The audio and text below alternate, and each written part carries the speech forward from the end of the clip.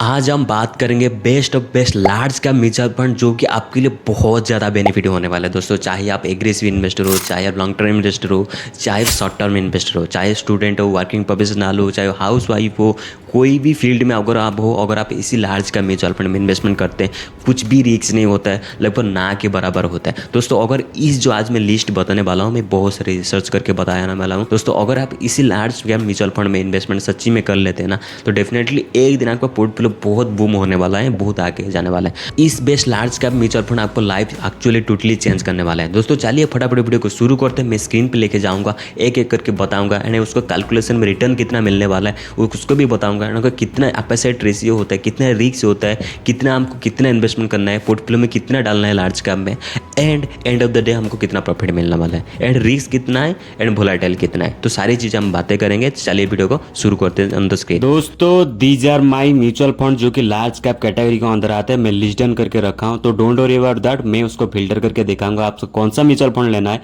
कौन सा mutual fund लेना है। तो सबसे पहले मैं आपको लिस्ट दिखा देता हूं, उसके बाद हम कंपैरिजन करेंगे, आपको एक्सपेंस रेशियो दिखाऊंगा, कैलकुलेट करके दिखाऊंगा एंड बता भी दूंगा कौन सा म्यूचुअल फंड आपके लिए बेस्ट होगा। तो सबसे पहले import India large cap mutual fund category आता है। ICICI prudential large cap fund वो भी एक कैटेगरी आता है। Invesco India large cap fund वो भी एक कैटेगरी के अंदर आता है, लार्ज कैप कैटेगरी के अंदर। नेक्स्ट आता है बंधन लार्ज कैप फंड, वो भी एक बेहतर फंड आता है लिस्ट के अंदर। बड़ौदा बीएनपी बंधन लार्ज कैप फंड वो भी एक कैटेगरी के अंदर आता है लार्ज कैप के अंदर। डीएसपी लार्ज कैप फंड वो भी एक बेहतर फंड आता है कैटेगरी के अंदर। Tata large cap fund, SBI large cap fund वो भी बेहतर फंड है। एचडीएफसी लार्ज कैप फंड वो भी बेहतर फंड है। जीएम लार्ज कैप फंड, ऐसे बहुत सारे लिस्ट है। बट दोस्तों अगर हम सच्ची में 10 से 15 साल तक करना चाहते हैं, अगर इवन 10 साल तक भी करना चाहते हैं, तो कौन सा फंड बेस्ट होगा तो आपको मैं अभी बताता हूँ। तो देखो, अगर आपको रिस्क मॉडरेट लेना है तो थोड़ा सा कम लेना है तो लार्ज कैप बेस्ट हो सकता है, तो इसलिए कंसिडर कर सकते हो आप कोई भी large cap fund. But don't worry about that, मैं सबसे पहले आपको लिस्ट डन दिखाता हूँ, उसके बाद हम एक एक करके चीजें जाएंगे कितना क्या कौन सा लेना है कौन सा नहीं लेना है। सबसे पहले देख सकते हो वो जो दिख रहा है कि ग्रीन डॉट्स में जो आ रहा है दिस फंड, एंड जो येलो मार्क में आ रहा है कैटेगरी एवरेज। अगर कैटेगरी एवरेज को बीट करेगा डेफिनेटली वो फंड बेस्ट होगा। तो देख सकते हो जो ग्रीन मार्क को सबसे बीट किया है, कैटेगरी एवरेज ऊपर दिया है एंड लगभग वो देख सकते हो कि बीट किया मैक्सिमम टाइम में देखेंगे कैटेगरी एवरेज से बीट किया। देखो दिस फंड 810% दिया है एंड कैटेगरी एवरेज 510% दे रहा है, यानी कि फंड बेस्ट है। बट इतना से काफ़ी नहीं है, हम बाकी चीज़ें भी देखेंगे।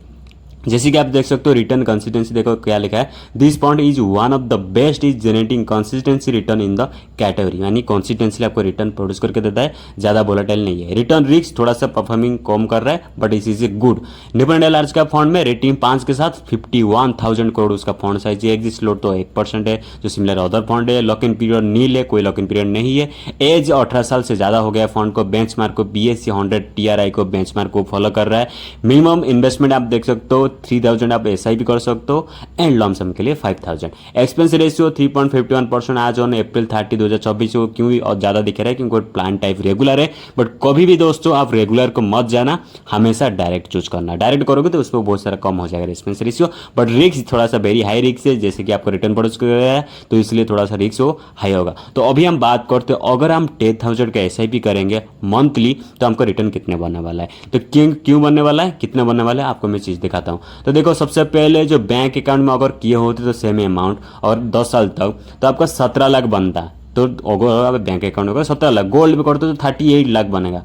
बट आप कैटेगरी एवरेज कोई दूसरी में करोगे तो 21 लाख बनेगा। बट इस फंड ने 25 लाख से ज़्यादा दिया है। बट इसमें कंपैरिजन करोगे थोड़ा सा गोल्ड पे ज़्यादा आ रहा है क्योंकि फिलहाल के लिए गोल्ड थोड़ा हाइप पे, तो इसलिए गोल्ड ज़्यादा दिखा रहा है। But don't worry that, total आपका 25 लाख आसपास ज़्यादा बनेगा। बट इसमें अच्छा खासा रिटर्न प्रोड्यूस दिया है। अगर आप स्टेबल रिटर्न चाहते हो, कंसिस्टेंसी रिटर्न चाहते हो, लार्ज का फंड में जाना चाहते हो, कंसिडर बेस्ट हो सकता है। बट मैं कंपेयर करके दिखाऊंगा, don't worry about that. Next जो आएगा ICICI prudential large cap fund में जाएंगे, उसके भी अगर मैं मार्क्स चूज करूंगा वो भी देखो कैटेगरी एवरेज से दिस फंड ने अच्छा परफॉर्म दिया है, यानी कि 969% रिटर्न दिया है। द बेस्ट फंड है एंड रिटर्न कंसिस्टेंसी और देखो कंसिस्टेंसी वो भी रिटर्न दिया है। रिटर्न रिस्क थोड़ा सा लेवल पे है, वो भी 5 रेटिंग के साथ 75,000 करोड़ से सबसे ज्यादा है। लॉक इन पीरियड नील है, एक्सपेंस एग्जीशन लोड 1 है।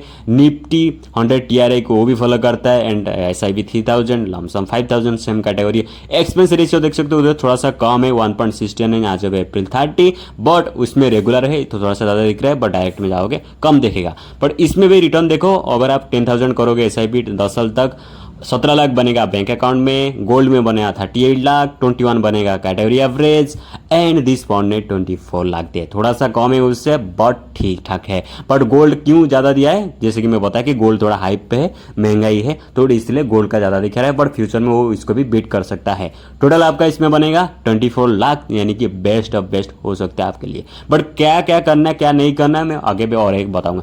तो उसके बाद मैं आपको एक SBI का लार्ज कैप फंड भी दिखा देता हूँ, उसके बाद हम कंपैरिजन करेंगे तीनों फंड को, समझेंगे कौन सा हमारे लिए बेस्ट होगा अगर हम 10 से 10 साल तक करना चाहते हैं, लगभग 8 साल 10 साल तक, ठीक है। तो इसमें देख सकते हो एक लाइक माइनस पॉइंट आया कि SBI ने कैटेगरी एवरेज को बीट नहीं कर पाया, यानी थोड़ा सा मतलब कैटेगरी एवरेज ऊपर चला गया, बट इसे थोड़ा सा बैड फील हुआ। बट इसमें मैं पॉइंट उसको नहीं दूंगा, बाकी दो फंड को दूंगा। बट इसमें देख सकते हो return this fund is performing poorly than इस कैटेगरी एवरेज, क्योंकि देखो थोड़ा सा कैटेगरी एवरेज लो गया है। बट आप देख सकते हो कि इसका जो एग्जिस्ट लोड नील भी है, बट एक्सपेंस रेशियो थोड़ा सा कम है, बट आज कंपेयर टू बाकी जैसे कि सेम फंडा वो फॉलो करते हैं, बट इसमें थोड़ा सा हम लाइफ को ज़्यादा इंपॉर्टेंस नहीं देंगे, हम पर्टिकुलरली देखेंगे निपॉन इंडिया को, ICICI प्रूडेंशियल को। दोनों को मैं आर्ट कंपैरिजन में लगा दिया हूँ, जैसे देखो जो मैं कंपैरिजन में ऐड कर दिया दोनों आ चुका है। अगर आप चाहते हो ना आप SBI भी ले सकते हैं कंपैरिजन करने के लिए, जस्ट फॉर एग्जांपल लेके लिए, क्योंकि लोग उसको ट्रस्ट करते हैं ना SBI फंड को। तो चलिए SBI को भी ऐड कर लेते हैं, डोंट वरी अबाउट दैट। जब मैं SBI को ऐड कर दिया, तीनों फंड ऐड हो चुका है, देख सकते एक एक चीज देख सकते हो, category sub category, fund age, fund sale, सब कुछ हम एक एक जाएंगे, ठीक है ना। देखो दोनों का इक्विटी जो निपॉन इंडिया का देख सकते हो कि 18 साल हो चुका है, एंड ICICI को भी 18 साल हो चुका है, बट SBI को थोड़ा सा ज़्यादा है, 20 साल से ज़्यादा उस फंड को हो चुका है। AM साइज भी सबका तड़ा है, सबसे पहले लाइक ICICI का थोड़ा सा ज़्यादा है। 3 मंथ रिटर्न देख सकते हो, 6 मंथ का रिटर्न देख सकते हो, 1 ईयर का सबसे ज़्यादा रिटर्न मेरे को लग रहा है। इसमें पॉइंट हम देंगे कि ICICI प्रूडेंशियल को नहीं, लाइक हम निपॉन इंडिया को देंगे।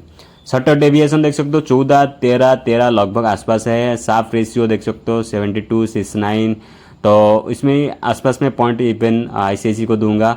बीटा भी देख सकते हो, बीटा लगभग 0.96, 0.921, 0.61, तो इसमें मैं पॉइंट फिर से मैं दूंगा कि ICICI को दूंगा, थोड़ा सा मेरे को ठीक ठाक लग रहा है। बट हाँ निपॉन भी कंसिडर कर हो सकता है कि वो बेस्ट भी है। पोर्टफोलियो टॉप 3 सेक्टर्स आप देख सकते हो, फाइनेंशियल सेक्टर में कौन ज़्यादा किया कौन नहीं किया, मैं आपको टास्क दे रहा हूँ, आप खुद ही जाके थोड़ा सा रिसर्च करोगे। आप जब खुद ही रिसर्च करोगे ना थोड़ा सा बेनिफिट होगा। कौन सा वेबसाइट यूज करना है, मोनी, आपको मोनी कंट्रोल वेबसाइट यूज करना है, ET मोनी वेबसाइट यूज करना है, उसमें आप कंपेरिजन कर सकते हो।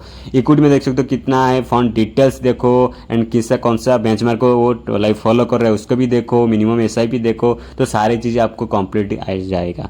बट इसमें मैं खुद ही जो पर्सनल रिसर्च किया हूँ, तो मेरे को 2 फंड सबसे अच्छा लगा।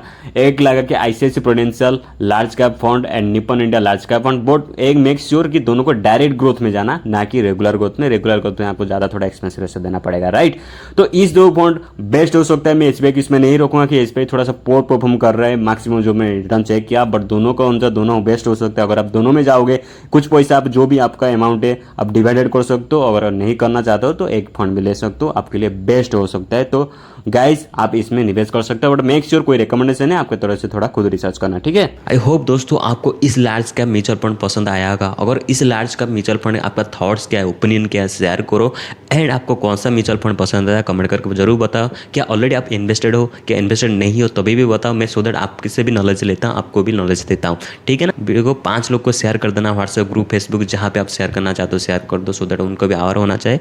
एंड एक इंपॉर्टेंट बात, अभी तक सब्सक्राइब नहीं है तो चैनल को सब्सक्राइब कर दो, वीडियो को लाइक कर दो, क्योंकि सो दैट फ्यूचर में इस तरह वीडियो मिस ना करे। तो गाइज मिलते हैं न्यू इंटरेस्टिंग वीडियो के साथ, तब तक के लिए take care, bye bye, see you tomorrow.